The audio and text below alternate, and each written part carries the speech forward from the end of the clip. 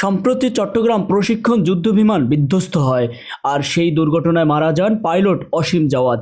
যুদ্ধবিমান দুর্ঘটনার কবলে পড়লে নিজেকে কিভাবে রক্ষা করা যায়, চলুন জেনে নেওয়া যাক। বিমান ধ্বংস হয়ে যাচ্ছে বুঝতে পারলে মাঝ আকাশে বিমান ছেড়ে বের হয়ে যেতে হয় পাইলটকে, ইংরেজিতে যেটিকে বলে ইজেক্ট। প্রাণ বাঁচানোর তাগিদে তাকে ঝাঁপ দিতে হয় প্যারাশুট নিয়ে। সেটি করতে হয় অন্তত 10,000 থেকে 20,000 ফুট উচ্চতা থেকে। বিমান ধ্বংস হলে প্রাণ বাঁচানোর এটি একমাত্র পদ্ধতি। পাইলটকে বিষয়টি নিয়ে কঠোর প্রশিক্ষণের মধ্যে দিয়ে যেতে হয়। এই প্রক্রিয়াটি অবশ্য অতটা সহজ নয়।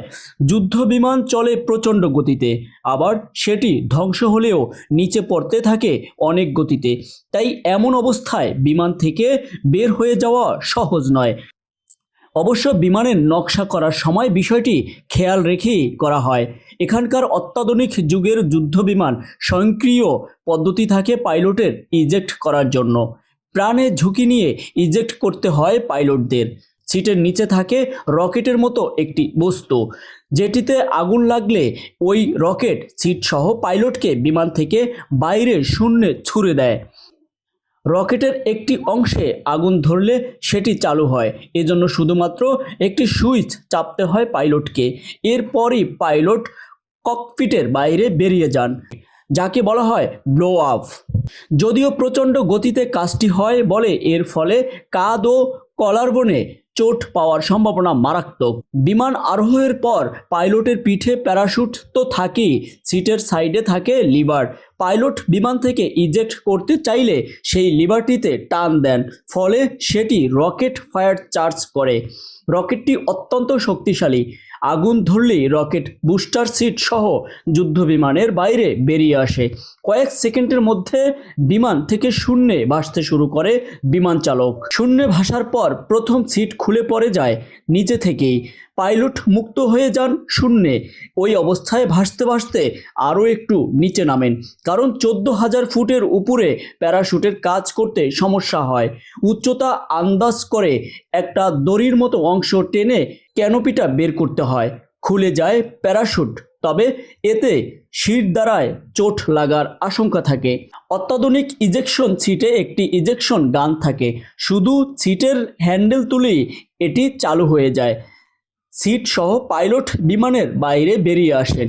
সিটের নিচে যে রকেটের মতো একটা যন্ত্র থাকে, তাতে সলিড রকেটের জ্বালানি থাকে। মাত্র 0.2 সেকেন্ড জ্বলে এটি।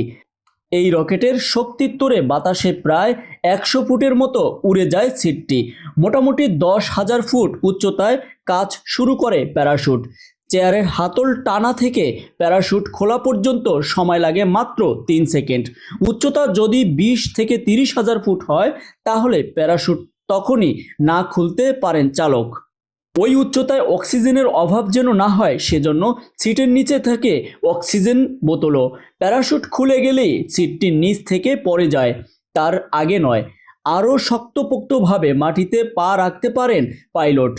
অবশ্য ল্যান্ডিংয়ের ক্ষেত্রেও আছে অনেক ঝুঁকি।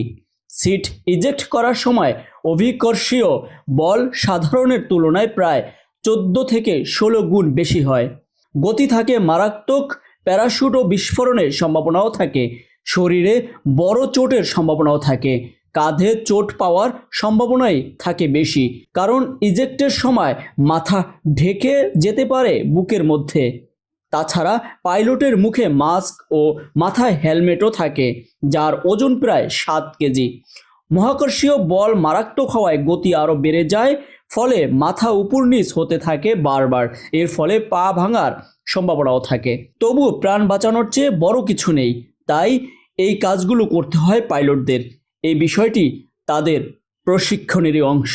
আজকের চিত্র, নিউজ ডেস্ক।